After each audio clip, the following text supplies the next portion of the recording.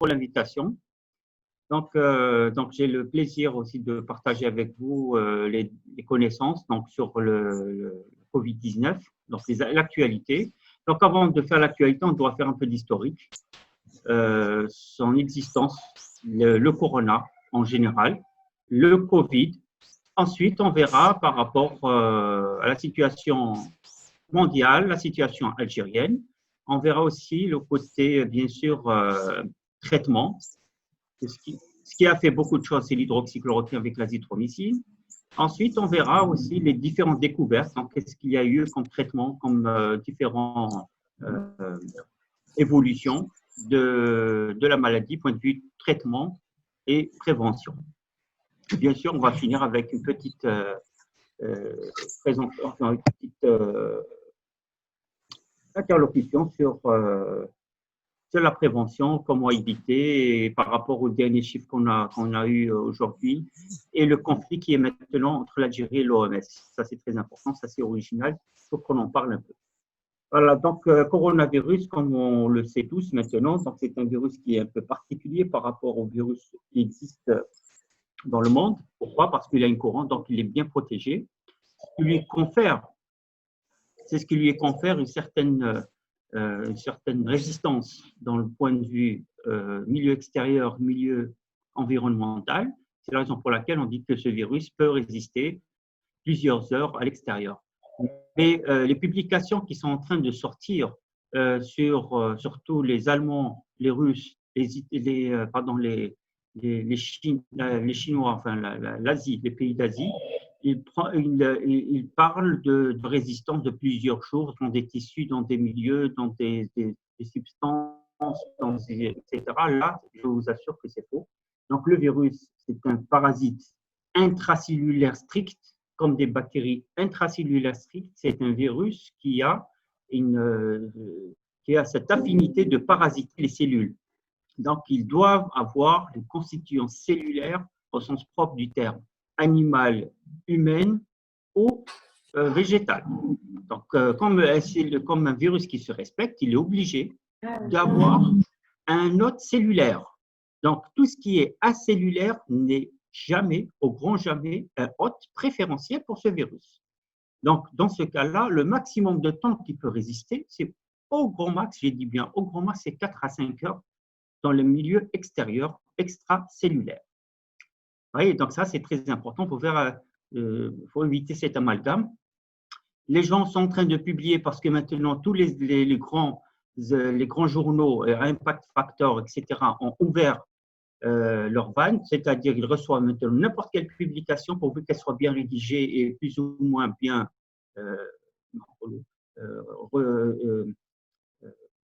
respectée. Donc, ils ont respecté la méthodologie, etc. Donc, ils les publient. Donc, il y a beaucoup maintenant des chercheurs qui ont profité de cette brèche pour publier. À ce moment-là, c'est ce qui a vraiment donné des publications très, très, très faible niveau et inacceptable point de vue scientifique. C'est-à-dire, un chercheur scientifique, lorsqu'il lit des articles qui sont en train de sortir, c'est vraiment désolant. C'est malheureux, mais c'est le cas. Voilà. C'est juste une petite parenthèse qu'on est en train de faire. Et par contre, voilà, donc comme on a dit, c'est un virus qui est intracellulaire strict. Donc, c'est un virus qui peut résister à l'extérieur plusieurs jours. C'est faux. C'est pas possible. C'est un virus extraterrestre apparemment. C'est pas possible. Donc, du coup, c'est un virus maintenant, effectivement, il a sa machinerie immunitaire, il a sa machinerie de défense, il a sa machinerie de leurrer la cellule hôte d'une manière à ce qu'il va pénétrer. Là, oui, je suis d'accord, il est très, très virulent. C'est ça la virulence, ça fait partie de la virulence. C'est le fait qu'il a ses capacités avec, bien sûr, ses récepteurs membranaires qui vont se lier avec des récepteurs membranaires cellulaires pour qu'ils puissent pénétrer à l'intérieur des cellules. Je vous donne par exemple un exemple, c'est ACE2, qui est un récepteur cellulaire spécifique pour les tissus pulmonaires. Donc, c'est pour ça que le virus a cette capacité de pénétrer sa membrane, de se lier la membrane du virus avec la membrane cellulaire.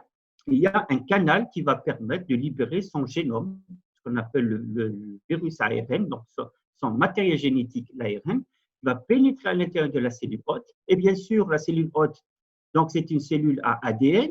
Donc, il y a ce qu'on appelle une rétrotranscriptase reverse qui va se faire au niveau de la cellule hôte pour que l'ARN va devenir un ADN viral.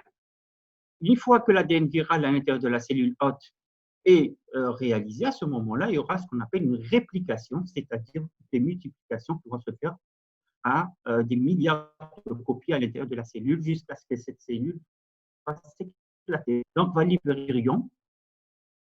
Et ces virions-là vont parasiter d'autres cellules, ainsi de suite. C'est ce qui fait qu'on aura des cellules lésées, c'est des cellules malades ou mortes ou carrément. Donc, on aura un tissu pulmonaire qui sera diminué de la plupart de ces cellules à cause de ce virus. Maintenant, il y a beaucoup de questions qui se posent, et surtout par rapport à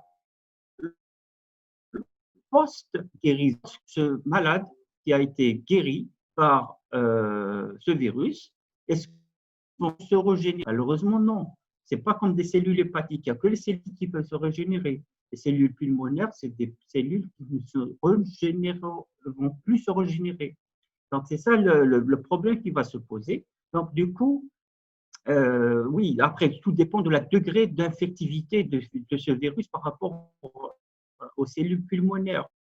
Maintenant, si ça a parasité la majorité des cellules pulmonaires, enfin des tissus pulmonaires, maintenant on parle de tissus de la personne, à ce moment-là, c'est malheureux, c'est irrémédiable. Et là, on parle de mortalité. C'est la raison pour laquelle on a ces types de mortalité. Par contre, pour les gens qui viennent d'être guéris, à ce moment-là, il y a ce qu'on appelle une réanimation. Donc, on fait une rééducation fonctionnelle par rapport aux cellules vivantes qui restent au niveau du poumon pour qu'ils puissent reprendre petit à petit sa respiration habituelle. Donc, il y a tout un système qui est derrière le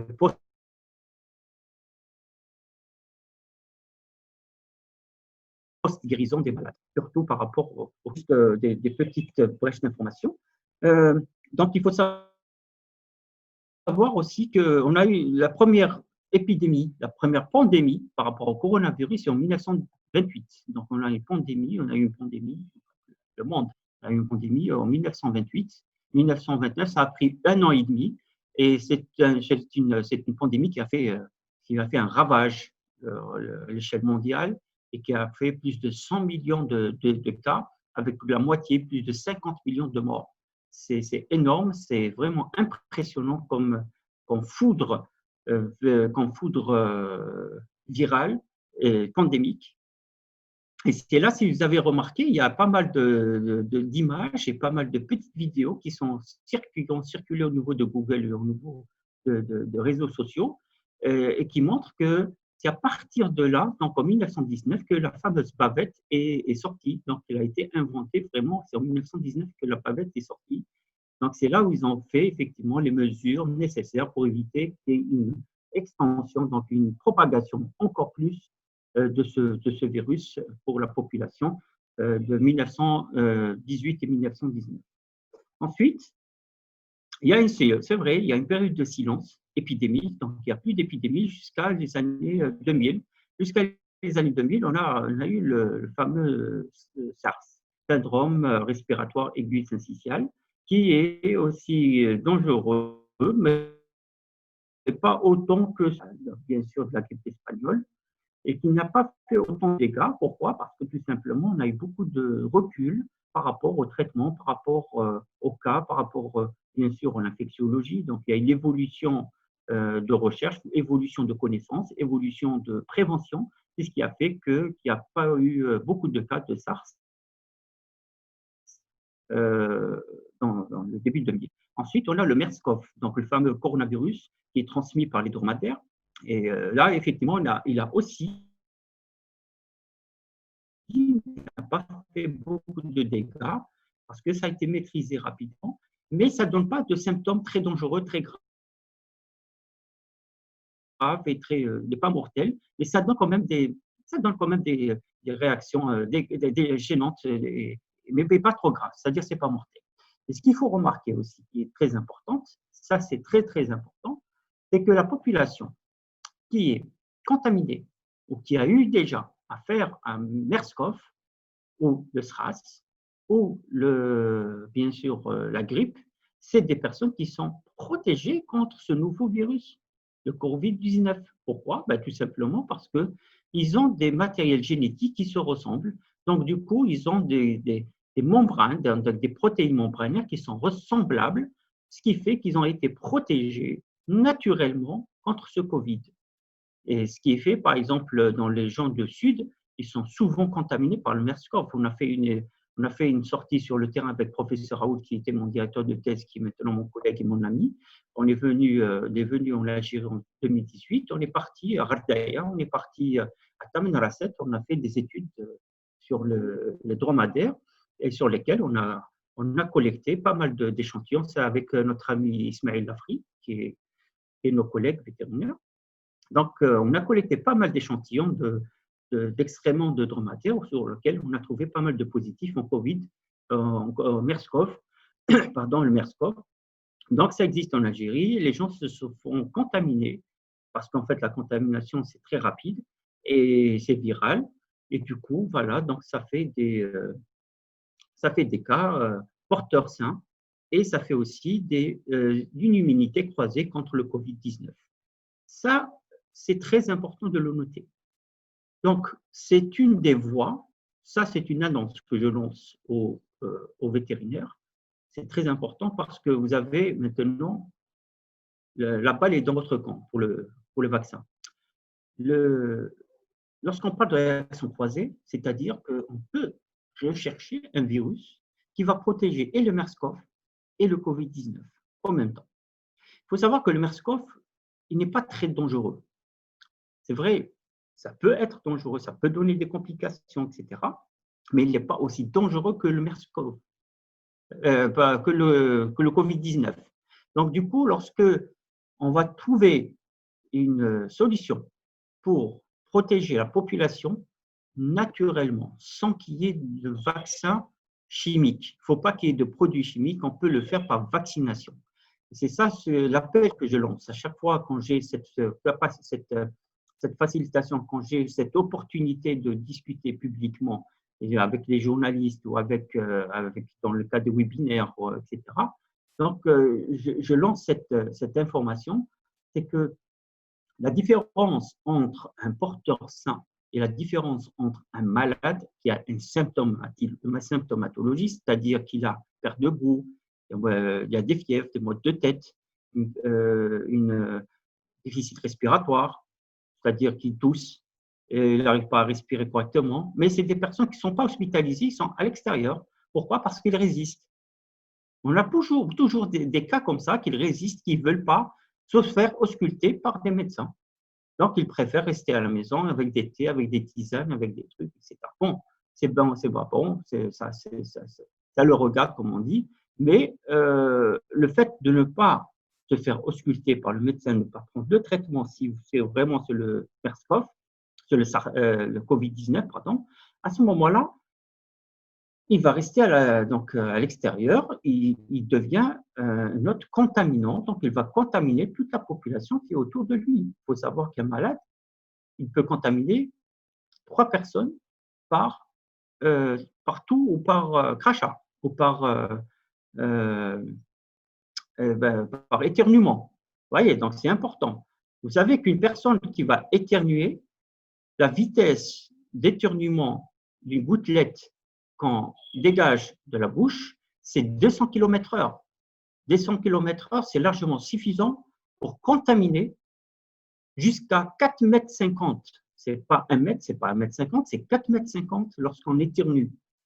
C'est très, très, très important comme information. Sans compter la vitesse du vent. Et la majorité des gens qui se sont contaminés, c'est à l'extérieur. Donc, à l'extérieur, il y a le vent. Donc, le vent peut aussi véhiculer ce virus et qui peut faire un rayon de 4,50 m autour de ce malade qui a ce MERS-CoV, ce Covid-19. Pardon. Donc, c'est quoi l'idée?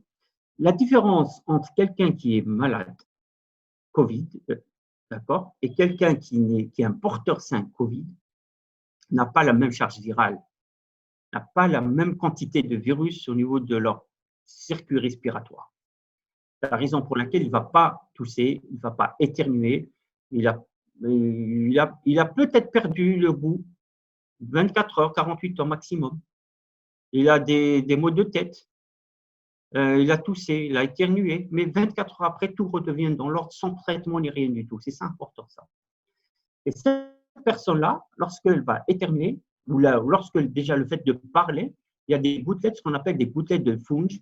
C'est cette particule-là qu'on fait sortir de notre bouche et qui peut transmettre jusqu'à 1 mètre. Là, je suis d'accord, ça peut transmettre jusqu'à 1 mètre ou à 1,50 m. Il y a des publications allemandes qui viennent de sortir, ils ont parlé de 1,80 m. Mais bon, on n'est pas à millimètre près.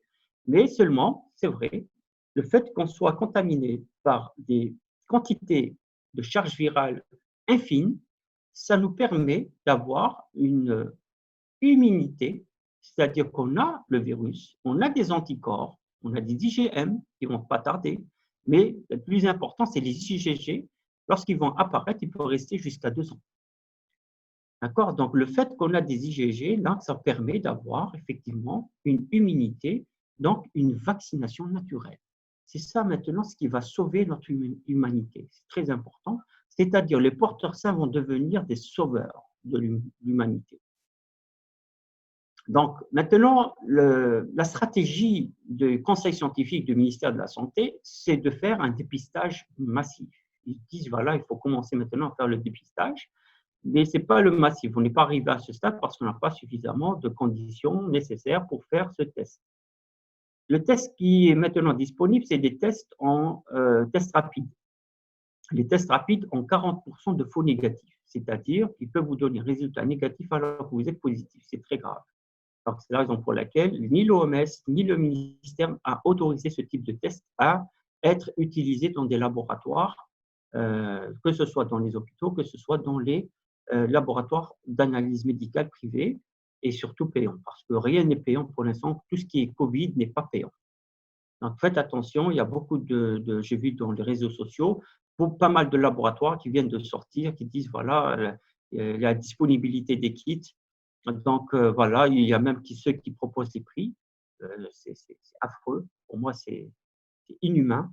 En pleine épidémie, on parle maintenant de prix, on parle de ça, avec des tests qui ne sont pas reconnus, qui ne sont pas du tout fiables. Et donc, je lance un appel, il faut faire très attention, c'est dangereux. Les seuls tests qui seront fiables et qui vont bientôt, Inch'Allah, rentrer dans notre pays, et qui seront même fabriqués en Algérie, c'est les tests ELISA, j'ai dit bien, ELISA et la chimiluminescence. Donc, il y a les deux types, il y a aussi la fluorescence. Pourquoi? Parce que c'est des tests quantitatifs. On peut quantifier le dosage des anticorps au niveau du malade ou de la personne qui vient de tester. Maintenant, si c'est la DO est négative, donc ça c'est bon, c'est négatif. Maintenant, si on a une charge virale importante, on aura bien sûr une DO qui est très importante par rapport au IgM. Et maintenant, lorsqu'on peut avoir une PCR négative, mais on aura toujours des IgG positifs par rapport à quelqu'un qui est un porteur sain, par exemple. Porteur sain, on aura des IgG qui va porter pendant plus de 2 ans dans sa vie. C'est-à-dire qu'on aura toujours des IgG. C'est pour ça que c'est intéressant de faire la sérologie IgG-IgM par rapport à la population algérienne pour voir est-ce qu'elle est immunisée ou non, est-ce qu'il a été déjà en contact ou non. C'est très important. Mais pour qu'on puisse avoir cette information, il faut impérativement avoir des kits de qualité, c'est-à-dire avec des standards. Une technique qui n'a pas de standard, c'est une technique non valable et non utilisable. Oui, donc, on n'est pas là pour dire, voilà, il y a ça, non. Il y a des normes de biologie qui permettent de donner des résultats fiables et de bonne qualité. Voilà. Donc là, c'est un volet qui est très important. J'espère qu'on aura à discuter avec des questions-réponses tout à l'heure.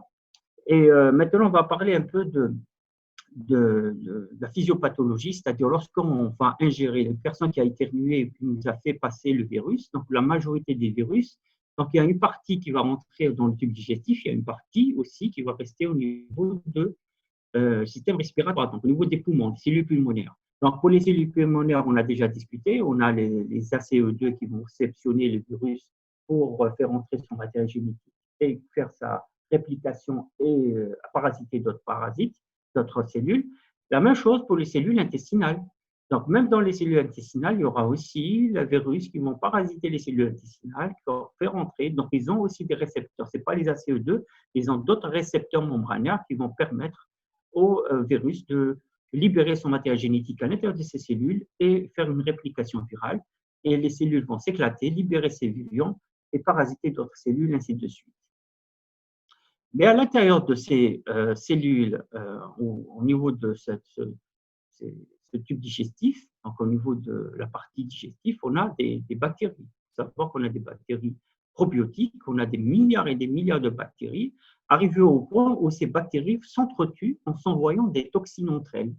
Pourquoi? Parce qu'il y a un problème d'espace. On est bourré de bactéries à l'intérieur de nos intestins, et c'est grâce à ces bactéries que notre système immunitaire est toujours actif et on est toujours vivant. Donc, c'est des bactéries qui nous sauvent la vie quand même. Et malheureusement, il y a des maladies qui peuvent provoquer la disparition de ces bactéries.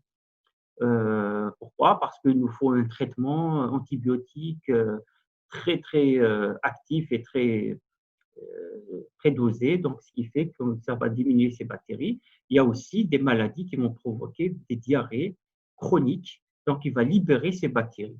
C'est la raison pour laquelle maintenant le professeur Raoult, dans son équipe, ils ont fait ce qu'on appelle la greffe fécale.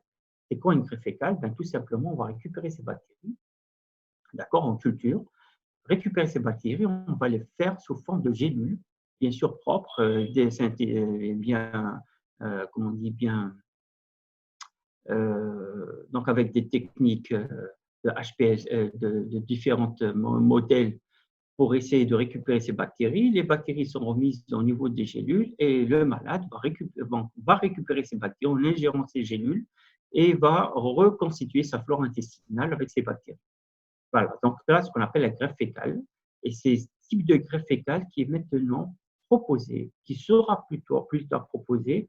Donc, ça ouvre des portes, ça ouvre des brèches pour la recherche, surtout dans le cancer. Dans le cancer, par exemple, ça, juste une petite parenthèse, parce que c'est pour vous montrer l'importance d'avoir ces types de bactéries dans notre tube digestif.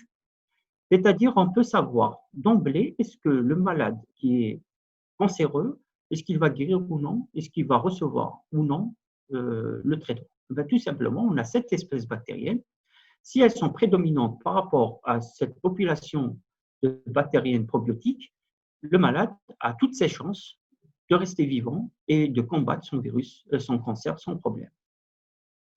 Et si on a par exemple 3 ou 4 bactéries ou espèces bactériennes qui prédominent par rapport à la flore intestinale, aussi il a ses chances. En fait, chaque espèce, chaque groupe d'espèces bactériennes a ses capacités à développer notre système immunitaire. Donc, c'est en fonction de ce développement du système immunitaire qu'on peut combattre, qu'on peut réussir à vaincre le cancer au niveau de notre corps et accepter le traitement favorablement pour qu'on soit éliminer le cancer au niveau de notre organisme.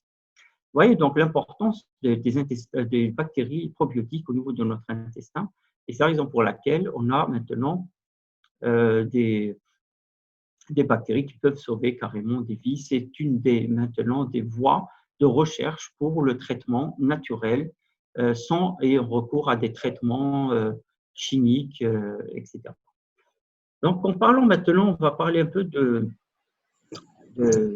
bactéries qui peuvent aussi interférer avec le virus. Donc, on a la Provetella, la fameuse bactérie probiotique intestinale.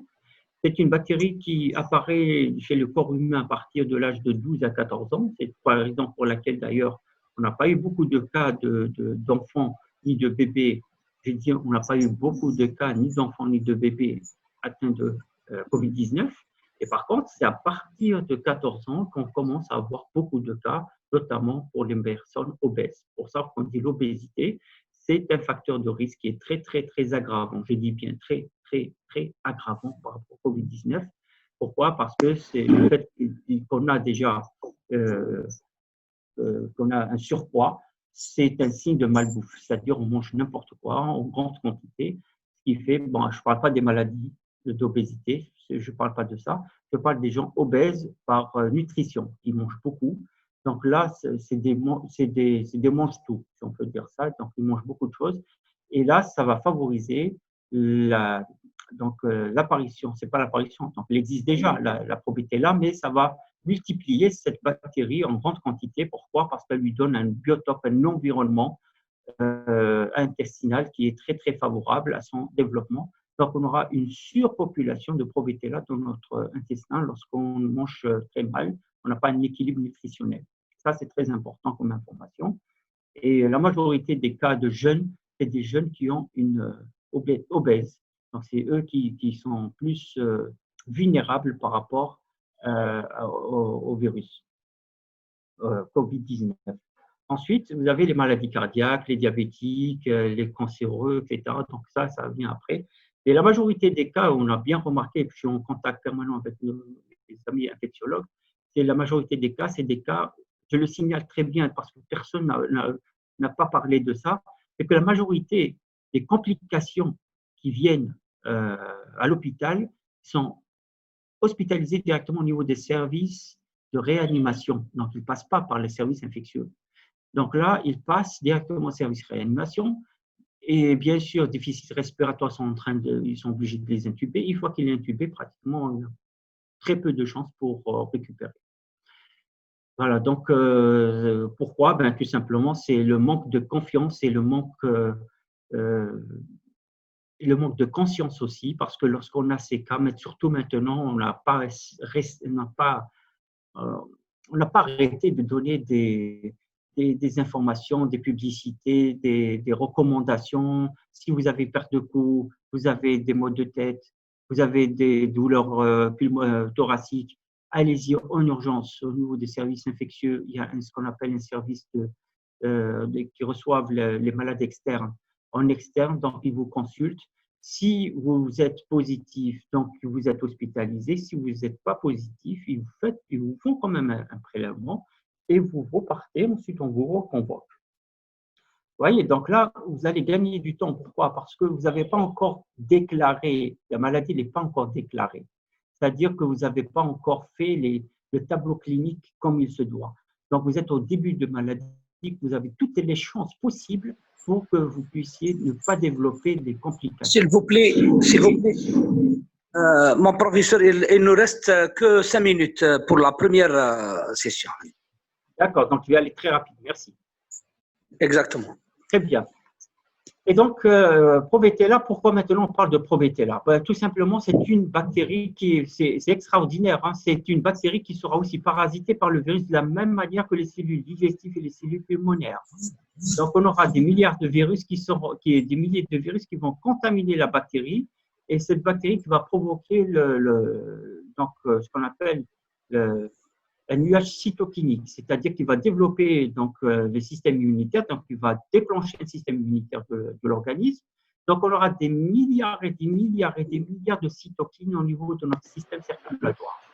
Et ces milliards de cellules donc, immunitaires vont dérégler notre immunité, donc le système immunitaire. Donc, ce qui fait que tous les organes seront maintenant atteints. Il n'y aura pas que le poumon, il n'y aura pas que l'intestin, mais on aura le foie, les reins, la rate, etc., qui sont infectés par ce virus. Et parmi ces organes aussi, qui est très, très important, c'est notre système nerveux central. Donc, on aura même notre système nerveux central qui sera infecté par le virus. Et ce qu'il va faire, c'est qu'il va dérégler tout notre système. C'est la raison pour laquelle on aura des globules rouges qui ne vont pas avoir les signaux pour produire l'oxygénation de l'organisme. Vous voyez, donc c'est pour ça que maintenant, pas mal de publications qui sortent qui disent voilà, c'est un problème neurologique qui est atteint, qui provoque effectivement le déficit respiratoire chez l'homme. Vous voyez, donc il y a plusieurs aspects. Je vais passer directement par rapport au traitement. L'hydroxychloroquine, azithromycine, pourquoi ça a été préconisé? Parce qu'en fait, l'hydroxychloroquine, c'est un antiviral. Ça a été validé, publié par l'ANSES, validé par l'OMS en 2002, dans le cadre de SARS. Et ça a été prouvé maintenant avec l'épidémie en 2020. Et pour commun, tout simplement, on a ce qu'on appelle les clatrines. Les cellules clatrines, c'est un récepteur cellulaire de la cellule hôte. C'est elle qui a l'habitude de recevoir le virus. Donc, il y a ce qu'on appelle des récepteurs, membrana cellulaire et virale. Donc, va recevoir le virus pour qu'il puisse libérer son matériel génétique. Éventuellement, lorsqu'il y a l'hydroxychloroquine, l'hydroxychloroquine, elle a les mêmes récepteurs qui vont se fixer sur la clatrine. Donc, le virus, lorsqu'il va venir derrière, il ne va pas se retrouver parce que les récepteurs sont déjà occupés et il va rester quelques heures au niveau du système circulatoire et il meurt parce qu'on a dit que c'était un parasite intracellulaire. Pourquoi l'azithromycine? Parce que c'est un antibiotique qu'on a l'habitude de donner souvent en infectiologie pour combattre les bactéries pneumoniques. Voilà. Ça a été fait à Tizi Ouzou, donc bien sûr avec l'accord du comité scientifique du ministère de la Santé qui nous a donné l'accord, et on a sauvé pas mal de malades. Donc là, vraiment, c'est réussi. Il faut, Inch'Allah, le généraliser dans tous les malades pour éviter qu'il y ait des mortalités. Donc là, ce qui est le cytokine. Il y a le deuxième maintenant projet, c'est de faire, par exemple, récupérer, c'est-à-dire injecter carrément le sang total pour qu'il y ait les globules rouges en bonne santé pour qu'ils puissent produire l'oxygénation, récupérer l'oxygénation des malades atteints. Et il y a aussi d'autres études, d'autres recherches, etc. Il faut savoir, par exemple, par rapport aux différents tests cliniques, il y a 129 tests cliniques qui sont actuellement à l'échelle mondiale qui sont en train de se faire. Pour l'instant, il n'y a que l'hydroxychloroquine, l'azithromycine qui est en action.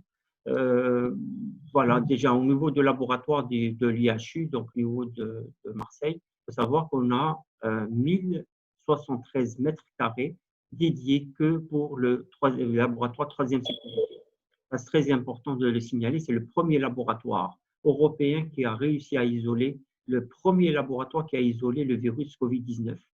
Ils ont eu plus de 3737 malades traités. Chaque malade, son virus a été isolé, pas seulement identifié, mais isolé en P3. Et chaque malade, il a eu sa PCR. Il a fait plusieurs PCR. Donc, il a fait une PCR au début, PCR au milieu et PCR à la fin. Au bout de la 7e, 8e jour, la majorité des malades qui ont été hospitalisés, se sont retrouvés avec une PCR charge virale négative. Ils sont repartis chez eux. Ceux qui sont restés, c'est ceux qui soit développent une résistance, qui ont développé une résistance à une des substances, soit de l'hydroxychloroquine, de l'azithromycine, soit carrément, c'est d'autres maladies chroniques qui n'ont pas pu donc être traitées à temps. Donc, bien sûr, ça provoque des mortalités, c'est comme partout dans le monde. Et bien sûr, c'est des personnes âgées, avec des complications, avec des maladies chroniques, etc. Ça, c'est important de le signaler. Il faut savoir aussi que l'IHU est constitué de personnel multidisciplinaire. Donc, il y a une pluridisciplinarité qui est constituée de neurologues, de pharmacologie, de l'infectiologie, de biologistes et bien sûr de cardiologues.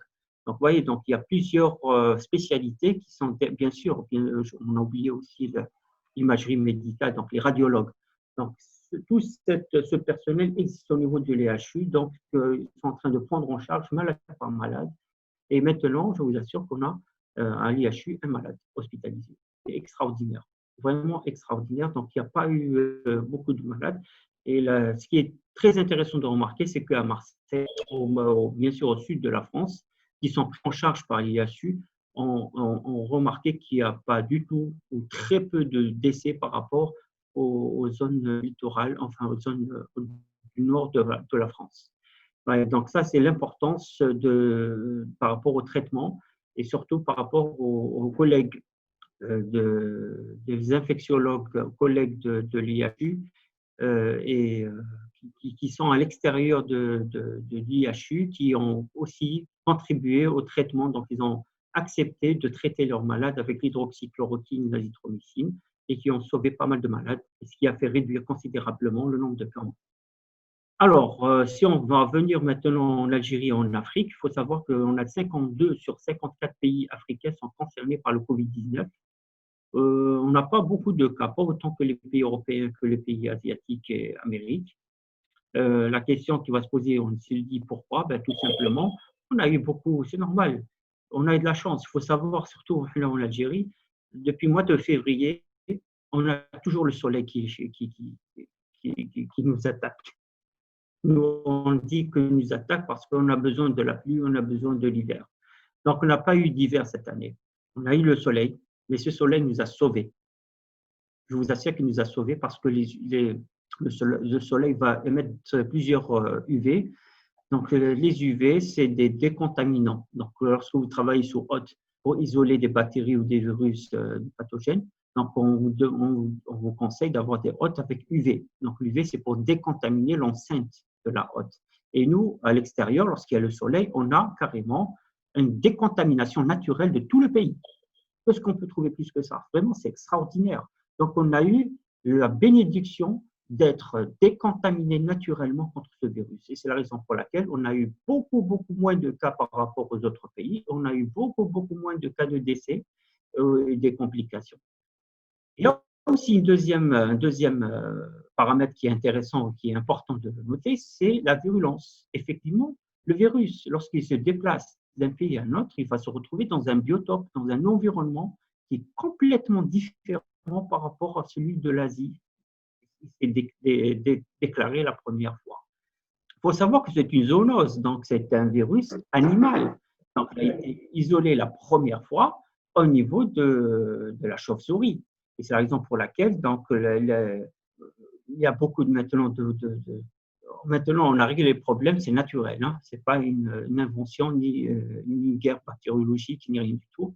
Et bien, tout simplement parce qu'il y a un chercheur qui a travaillé au niveau des CDC Chine, dans un laboratoire 3e et 4e sécurité, qui a isolé le coronavirus à partir de ce chauve-souris. Et que, bien sûr, comme tout chercheur qui se respecte, lorsqu'on a une nouvelle espèce, on est obligé de traiter cette bactérie, ce virus, et de voir effectivement est-ce que c'est une nouvelle ou ce n'est pas une nouvelle espèce. Et là, bien sûr, ça va faire à une publication de bon niveau. Voilà, donc lui, effectivement, il s'est contaminé parce qu'il croyait que c'est un virus, coronavirus, c'est un virus comme tous les autres, donc pas très contaminant. Donc il a mal pris au sérieux le danger de ce virus parce qu'il ne le connaissait pas et il s'est fait infecter. Le fait qu'il soit infecté, il est sorti à l'extérieur. Il était un porteur sain, c'est-à-dire il était dans l'incubation de ce virus. Donc, la période d'incubation, ça peut aller en fonction de notre système immunitaire en 3, 4, voire 5 jours. Donc, là, ça commence à avoir des symptômes. Mais lui, il ne savait pas, parce que c'était le premier cas, hein, c'est le premier cas mondial. C'est le chercheur lui-même. Donc là, il a fait la contamination d'une partie de sa famille, la famille de ses voisins, la voisin avec les voyages, etc. Et ça s'est vraiment éparpillé. Donc, ça a touché toute l'Asie. Ensuite, ça s'est propagé en intercontinental. Oui, donc là, c'est très important. Après, bon, les pays européens, c'est intéressant de le noter. Donc, le premier pays qui a été touché en Europe, c'est l'Italie. Alors, pourquoi l'Italie? C'est comme l'Aedes albopictus, le fameux moustique tigre, qui est maintenant en train de nous attaquer. Il faut savoir qu'on est en pleine attaque de moustiques à Alger. Donc, très important de le souligner, la première fois, même pour le moustique tigre, c'est un moustique qui vient de l'Asie, il est originaire d'Asie. Donc, il est parti, pourquoi? Parce que c'est la porte de l'Europe, l'Italie. Donc, tout ce qui est commercial qui vient de l'Asie, donc il est obligé de passer par l'Italie. Donc, vraiment, c'est le premier pays receveur, que ce soit le bien, que ce soit le mauvais. Malheureusement, il est tombé aussi cette fois-ci par le mauvais, donc le Covid-19, qui a provoqué autant de mortalité, autant de maladies graves de Covid-19, tout simplement parce qu'ils ont reçu la souche réelle, la souche virale, la souche d'origine. Ensuite, cette souche, elle est mutée, elle est partie vers les pays européens, d'autres pays européens, effectivement, et que ça atténue un peu. Donc, elle a fait des mutations. Donc, le virus se mute. Pourquoi? Parce que c'est un virus à ARN. L'ARN, c'est un virus qui est très mutable. Donc, cette mutabilité va permettre soit d'augmenter la virulence, soit de baisser la virulence. Et fort heureusement, ces mutations ont fait que ça a baissé un peu la virulence. Voilà. Donc, en Algérie, la même chose. Donc, on a été parasité, si on peut dire ça, par des virus qui sont venus de France. Ce n'est pas le même virus qui est venu de l'Asie. Parce qu'elle s'est mutée en France, et la France, on a reçu un virus muté. Et en Algérie, je vous assure en 3 reprises qu'on a le virus muté, spécifique à l'Algérie. Il faut avoir les outils nécessaires, il faut qu'ils nous autorisent à isoler ce virus pour qu'on puisse le séquencer. Et je vous assure que c'est un virus qui est muté. Pourquoi? Parce qu'il a perdu sa virulence. Mais il reste quand même dangereux. Lorsque j'ai dit perdu sa virulence, ça ne veut pas dire que c'est un virus qui n'est pas dangereux. C'est un virus qui reste toujours dangereux, c'est un virus qui reste toujours contaminant, c'est un virus qui va donner toujours les symptômes, mais de degré moindre. C'est-à-dire qu'on aura beaucoup de malades hospitalisés, mais il y aura moins de mortalité. C'est la raison pour laquelle maintenant, depuis maintenant plus de 2 mois, on a moins de 10 décès par jour. C'est énorme, c'est remarquable. Et maintenant, le but actuel, c'est de baisser encore plus la mortalité, aller jusqu'à 1 ou 2 morts par jour. Et, bien sûr, des morts confirmées par le Covid-19. Hein. Voilà. Donc, maintenant, je vais passer 2-3 minutes. Après, je vous laisse la main pour poser des questions.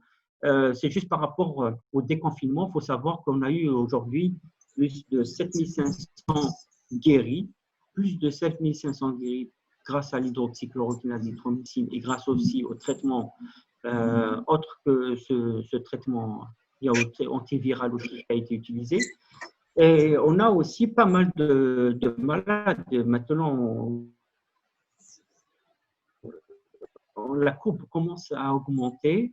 L'augmentation, tout simplement, c'est dû à… Le problème, c'est la population. Si on a une population qui obéit, qui respecte les lois et qui dit, voilà, le port de bavette est obligatoire à l'intérieur des magasins, il est obligatoire à l'intérieur des boulangers, etc., enfin, tous les magasins où il peut y avoir de la population à l'intérieur, il faut porter la bavette. Malheureusement, ce n'est pas le cas. Je vous assure que ça fait très mal au cœur. Il y a même les Algériens qui disent « je ne crois pas à ce Covid ». Alors, comment on peut maintenant sensibiliser ce type de personnes qui ne croient même pas au Covid? Alors qu'il y a beaucoup de gens qui ont perdu leurs proches, leur père, leur mère, leur grand-mère, etc. Et c'est malheureux, il ne faut pas que ça se généralise. Il faut qu'on trouve maintenant un moyen de sensibiliser cette tranche de population pour qu'elle puisse être sensible par rapport aux mesures barrières. Donc, c'est quoi les mesures barrières? C'est la distanciation physique entre deux personnes de 1 mètre, au moins 1 mètre, le port de bavette obligatoire lorsqu'on se rapproche d'une personne. C'est vrai, lorsqu'on est à l'extérieur, il y a le vent, il y a le soleil, etc., il n'y a pas de problème. On peut ne pas porter la bavette. Et lorsqu'on se rapproche à une personne ou un groupe de personnes, on va payer la facture d'électricité, on va récupérer l'argent, la banque ou le CCP, entre la poste, au niveau pour acheter le pain, pour acheter la supérette. Vous voyez, donc il y a des supérettes qui font rentrer pas mal de personnes. Non, c'est illimité. Donc ça, c'est très dangereux.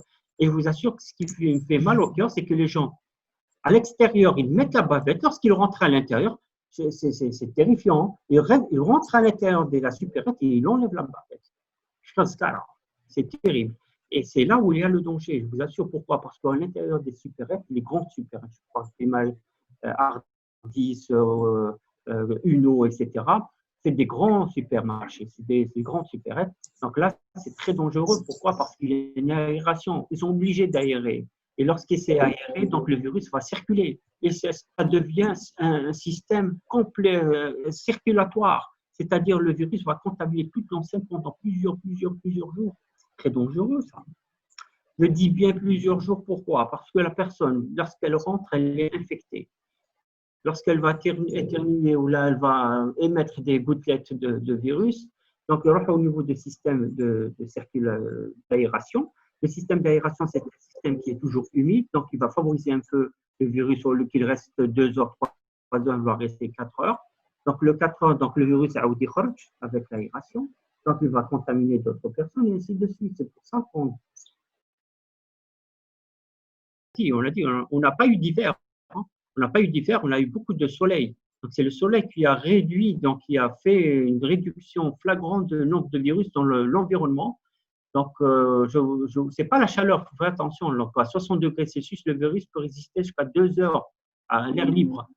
Donc, 2 heures, c'est largement suffisant pour que la personne soit contaminée. Donc là, c'est les UV. J'ai dit bien, c'est les UV. Donc, c'est les ultraviolets qui sont émis par le soleil qui vont éliminer les virus qui sont dans la nature. C'est ça ce qui a provoqué qu'il y a beaucoup moins de Donc, il y a la virulence CPC du virus. C'est quoi la virulence? C'est quoi que ça veut dire une peste de virulence? Eh bien, la peste de virulence, c'est le nombre de virus, tout simplement. Ce n'est pas génétique. D'accord? On parle de mutation si c'est génétique. Là, on parle de virulence. Avirulence, c'est lorsque on a, par exemple, des milliards de virus, on aura des millions de virus. Vous voyez, donc il y a une baisse de nombre de virus, ce qui fait que lorsqu'on se fait infecter par ce faible nombre de virus, on n'aura pas les symptômes. Même si on aura des petits symptômes, donc on prend un traitement, au bout de 4-5 jours, on rentre à la maison. Donc là, c'est pour l'Afrique du Nord. Par rapport à l'Égypte, effectivement, l'Égypte, c'est par respect. Ils ont respecté les mesures barrières, tout simplement. Donc, ils ont pris le traitement, il y a le mesure barrière. C'est vrai que c'est une population qui est 2 fois plus nombreuse que la population algérienne. C'est très important de souligner ça, mais ils ont respecté les mesures barrières, ce qui fait qu'effectivement, ils ont eu beaucoup de guérisons. Mais ça reste toujours élevé, c'est normal. C'est en relation avec le nombre de la population. Comme nous, par rapport à la Tunisie, on est toujours nombreux par rapport au nombre de population. Donc, du coup, on aura beaucoup de cas par rapport à la Tunisie. Vous voyez, donc c'est un peu ça.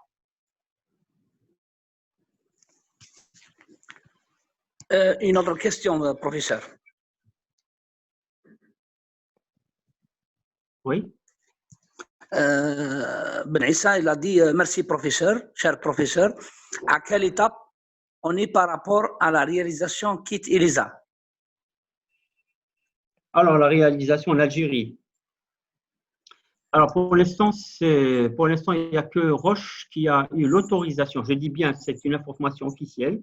Il n'y a que Roche qui a eu l'autorisation de livrer quelques kits à l'Institut Pasteur pour des essais, pour les tests ELISA. C'est tout. Pour l'instant, pour la distribution au niveau des laboratoires ou au niveau des hôpitaux, pour l'instant, il n'y a aucun laboratoire qui a reçu des tests ELISA. Par rapport à la fabrication, ce n'est pas des tests ELISA, mais c'est en chimiluminescence. C'est, je pense, Sadid qui a cette opportunité de faire une usine, donc je pense qu'il a fait, c'est à Bouera, je pense. Il a eu l'autorisation pour construire les kits en Algérie. Bon, l'état d'avancement, etc., là, je ne peux pas vous répondre, mais je sais que c'est bientôt, Inch'Allah. Voilà. Professeur Bita, est-il à la deuxième vague en septembre ou bien en octobre? C'est vrai, bon, il n'y aura pas de deuxième vague si la population est sensible. La deuxième vague, tout dépend de l'action de la population algérienne. Maintenant, effectivement, on a remarqué qu'il y a augmentation de la courbe. Donc, c'est les conséquences de l'Aïd. Donc, l'État algérien a dit, voilà, les 2 premiers jours de l'Aïd, confinement. Donc, la population a respecté le confinement. Mais au bout du 3e, 4e, 5e, 6e jour, c'est une catastrophe. C'est la débandade. Et voilà, c'est comme si c'est la liberté. Les gens sont tous sortis, ils se sont entrevisités, ils se sont même fait des embrassades et bonjour les dégâts. Voilà les conséquences de l'Aïd. Maintenant, on a remarqué autre chose. On a remarqué, c'est le déconfinement. Maintenant, il y a le déconfinement. Le déconfinement, on aura des retombées. On aura des retombées. C'est très dangereux le fait de déconfiner une wilaya où on n'est pas encore sûr de l'apparition de l'élimination des cas. Je vous donne par exemple Tizi Ouzou. Tizi Ouzou, c'est une wilaya où il y a toujours des positifs. Je ne vois pas pourquoi on déconfine complètement la wilaya. On peut déconfiner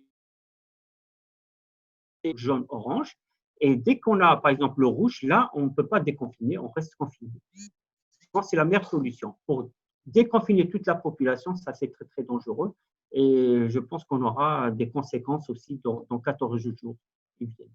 Voilà. Mais la deuxième vague, tout dépend de l'action de la population. C'est nous-mêmes qui serons responsables de la deuxième vague. Voilà. Très bien, merci. Il y a une question également qui se répète.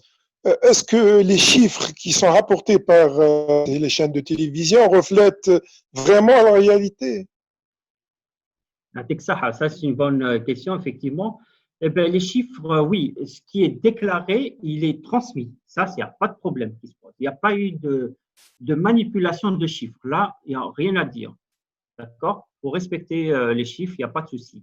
Par contre, ce qu'il faut dire, qu'on est sous-diagnostiqué. Par rapport à la population, on est presque à 44 millions d'habitants. On l'a dépassé même, 44 millions d'habitants. Pour 44 millions d'habitants, on doit faire minimum 3000 tests jour. Là, on n'est même pas arrivé à 700 tests jour. La France, comme un pays développé, elle fait maintenant 700 000 tests jour. Vous imaginez, 700 000 tests jour. Pourquoi? Parce qu'ils ont ouvert maintenant dans tous les laboratoires d'analyse médicale privés peuvent le faire, le diagnostic. Même les laboratoires vétérinaires, ils ont ouvert les laboratoires vétérinaires pour faire le test Covid. Pourquoi on n'arrive pas à avoir cette capacité de le faire? Pourtant, on a beaucoup de laboratoires privés vétérinaires, on a beaucoup de laboratoires privés, surtout les laboratoires privés humains, donc les laboratoires d'analyse médicale. On a des milliers et des milliers et des milliers de laboratoires à l'échelle nationale. Si on a ouvert ces laboratoires pour faire le diagnostic, et l'État va aider, et en plus, il y aura aussi la sécurité sociale. Pourquoi on ne peut pas faire ça comme ça se fait en Europe, comme ça se fait aux États-Unis, etc. On a la carte Chifa. La carte Chifa va permettre de payer que 20% de l'action. Au lieu de payer, par exemple, 5 000 dinars, on va payer, je ne sais pas, 1000 dinars ou 1200 dinars. Je pense que c'est à la portée de toutes les bourses algériennes pour faire un test qui va quand même nous rassurer, dire voilà, on est positif ou on est négatif. Vous voyez, donc ça, c'est une démarche qui est très importante. Donc, tant qu'on n'est pas atteint au chiffre 3000 tests jour, on ne peut pas parler ni de la courbe, on ne peut pas parler ni de stabilité, ni de chute. Voilà. Voilà. Merci. C'est la disparité ou encore le manque d'équité dans la distribution des richesses entre les wilayas. J'ai mal entendu, pardon.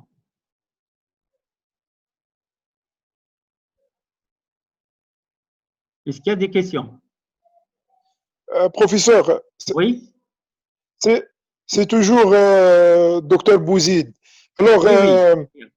concernant cette soi-disant immunité croisée, en langue arabe, oui. qu'en est-il oui, vraiment réellement? J'ai parlé de ça. J'ai parlé de MERS-CoV, j'ai parlé de SRAS, j'ai parlé de la grippe. Il y a aussi d'autres maladies, d'autres agents pathogènes où on a les protéines membranaires du virus qui ressemblent beaucoup aux autres protéines membranaires des infections qu'on a eues antécédentes, des infections antécédentes. Donc, ce qui fait qu'il y a des réactions croisées point de vue protéique. Donc là, lorsqu'il y a des systèmes anticorps, donc il y a une production d'anticorps, donc on a déjà des anticorps qui sont déjà produits auparavant. J'ai parlé de MERS-CoV. Lorsqu'on a le MERS-CoV, donc on est automatiquement protégé par le Covid-19. Pourquoi? Parce qu'il y a les mêmes protéines, pratiquement 80% des protéines qui sont identiques à ceux de Covid-19, donc ce qui fait qu'on est protégé. Donc il y a des publications qui sont sorties. Ils ont parlé en 40 à 60% de la population mondiale qui est protégée grâce à cette immunité croisée. Donc, ils ont été au préalable touchés par une des agents pathogènes virales. Voilà. Je voulais savoir est-ce que le diagnostic par imagerie, c'est-à-dire scanner, il est fiable. Oui. Très bien. Donc, il faut savoir, il y a le fameux verbe de polype. Donc, c'est un signe où les membres du comité scientifique au niveau du ministère de la Santé, ils ont proposé que ça soit un signe pathognomonique par rapport au Covid-19, mais malheureusement, ils ont vu que même pour les complications de la grippe, ça donne aussi ce fameux verbe de polype. Donc, ça ne donne pas vraiment une spécificité diagnostique. Donc maintenant, ce qui est très spécifique, c'est-à-dire il faut effectivement faire le scanner. Donc une fois que le scanner a fait apparaître ce verre de polype, on passe à la PCR. La PCR, c'est irrémédiable. Elle doit être toujours utilisée pour confirmer le Covid-19. D'accord? Donc c'est pas un signe, c'est pas un test pathognomonique. Ce qui est pathognomonique, c'est le scanner couplé avec la PCR. La RT-PCR, Real Time PCR. Voilà. Donc, docteur, pardon, Oui. docteur. Oui. Donc, je comprends bien que tous les cas, toutes les personnes, c'est-à-dire chiffrées qu'on donne à la télé, donc c'est PCR, pas imagerie. Alors, il y a une certaine période, et certaines périodes de la période de Covid-19, donc je parle de janvier jusqu'au jour d'aujourd'hui, il y a une période, je pense qu'elle a duré pendant 3 semaines, où il n'y a eu que le scanner. Pourquoi? Parce qu'on a eu un déficit de tests diagnostiques. On a eu un problème d'approvisionnement des réactifs. Ensuite, on a eu un problème d'approvisionnement des kits de PCR, de diagnostic, d'extraction, parce que pour la PCR, on utilise deux techniques. Il y a une technique d'extraction d'ARN à partir du virus et il y a aussi la technique de PCR qui va nous donner le résultat. Donc, au jour d'aujourd'hui, on a les kits de PCR, mais on n'a pas encore l'approvisionnement des kits d'extraction. Vous voyez. Donc, ce déficit va faire un trou par rapport au diagnostic et qui a été remédié par le scanner.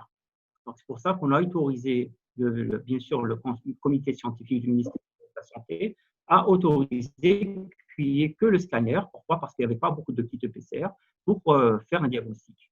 D'accord? Donc, c'était vraiment exceptionnel. Mais maintenant, ça se fait pour les deux, donc et le scanner et la PCR en même temps. Voilà. Autre question, docteur. Oui. Autre question, docteur. Que pensez-vous de l'ouverture des maps, des marchés? Pardon, l'ouverture? Ouverture des martiaux, peut-être. Comment transporte le virus? C'est-à-dire transporte par les pieds ou autre chose, par la laine ou... Voilà. Donc, et merci, docteur. Mais je n'ai pas compris la question. Ouverture des? Ouverture des maps, des marchés à Berciou. Ah oui, très bien. Et Il faut savoir que les animaux tels que les bovins, les ovins, les caprins, sont pas concernés par le Covid-19. D'accord? Donc, par rapport, merci beaucoup de m'avoir donné l'occasion parce que il y a des publications qui sont sorties par rapport à la contamination des animaux de compagnie, tels que les chats et les chiens. Donc, ils ont été contaminés par leur propriétaire qui était malade du Covid. Hein.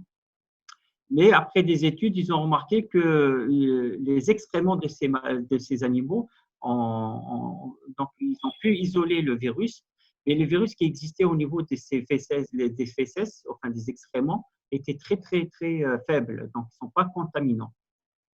Par contre, à l'heure actuelle, il n'y a pas une preuve scientifique de la contamination des animaux par rapport à COVID-19. Donc, je ne pense pas qu'il y aura un risque de contamination. Donc, la porte de bavette doit être obligatoire par soit les vendeurs, soit les acheteurs au niveau des marchés à bestiaux. Et là, c'est votre responsabilité en tant que vétérinaire, s'il vous plaît, c'est très important. Il faut sensibiliser les vendeurs et les acheteurs pour qu'ils puissent prendre les mesures nécessaires, ce qu'on appelle les mesures barrières. Voilà. Professeur Bitam, Yes. il y a une question de notre collègue Dr Ben Adda. Existe-t-il un risque de réassortiment viral comme les virus influenza? Si oui, quel serait son niveau? Vous pouvez répéter la question, c'est entrecoupé. Alors, c'est une question du Dr Ben Adda. Existe-t-il Oui. un risque de réassortiment viral, comme par exemple les virus de l'influenza? Si oui, quel serait son niveau? On a dit que c'est un virus qui est très mutable. C'est comme le virus de la grippe, c'est la même chose. On aura le même comportement, mais l'avantage qu'on a, c'est que maintenant, on sait, il est nouveau. Un virus qui est nouveau, ce n'est pas comme un virus grippal. Le grippal est très ancien, existait depuis des centaines d'années. Donc là, c'est nouveau. Donc c'est un nouveau virus, on peut le maîtriser, on peut l'éliminer. C'est ça l'avantage d'avoir un virus, on connaît maintenant son origine. Par contre, tout ce qui est… Pourquoi? Parce qu'il est sorti du côté animal, il est venu au côté humain. Vous voyez, alors que le virus de la grippe, c'est un virus qui peut être muté, transporté par les pigeons, par exemple. Vous voyez, Donc là, c'est très important, la présence. Les pigeons existent partout dans le monde, alors que les chauves-souris n'existent pas partout dans le monde. Donc, ils sont localisés vraiment dans des parties géographiques bien définies. Donc, c'est ça ce qui peut nous sauver. Mais nous, en tant qu'humains, on peut, et bien sûr, l'homme est intelligent, il est plus intelligent que l'animal. Donc, on trouve cette manière d'éliminer et d'éradiquer ce virus. On peut le faire. Mais c'est une attaque humaine de toute la population humaine ensemble. Il ne suffit pas qu'il y ait toujours une ou deux personnes qui disent voilà, moi je ne reconnais pas ce virus, donc c'est faux ce que vous dites, etc. Et là, on aura toujours ce virus qui est présent. Oui, c'est un virus qui est mutable, c'est comme l'ARN, comme tout virus ARN qui se respecte. Donc, soit la mutation va rester basse, soit la mutation va donner une virulence accrue, soit ça va augmenter la virulence vers donc, les virus dangereux. Donc, voilà.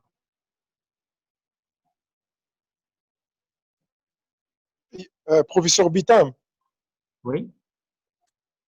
il y a une autre question de Kenzad Gig. Il demande est-ce que les diptères piqueurs peuvent transmettre le coronavirus? Non, jamais. Il y a ce qu'on appelle une spécificité d'hôte. Il y a une spécificité d'hôte. Oui. Le virus, comme je l'ai dit par rapport aux ovins, bovins, caprins, etc., il ne peut pas transmettre. Pourquoi? Parce qu'il n'y a pas les récepteurs cellulaires spécifiques à COVID-19. C'est la même chose pour les cellules au niveau des types digestifs de l'insecte. Donc, il peut effectivement aspirer le virus. Donc, il peut rester au niveau du virus, au niveau de les tubes digestifs de l'insecte, mais il ne peut pas le transmettre parce que le virus ne va pas faire la rétrotranscription. Il ne va pas faire il va pas se multiplier à l'intérieur des cellules parce qu'il ne peut pas rentrer à l'intérieur des cellules. Donc, ce qu'il va faire, il va rester 1 heure, 2 heures à l'intérieur du tube digestif, sera éliminé avec les excréments de l'insecte.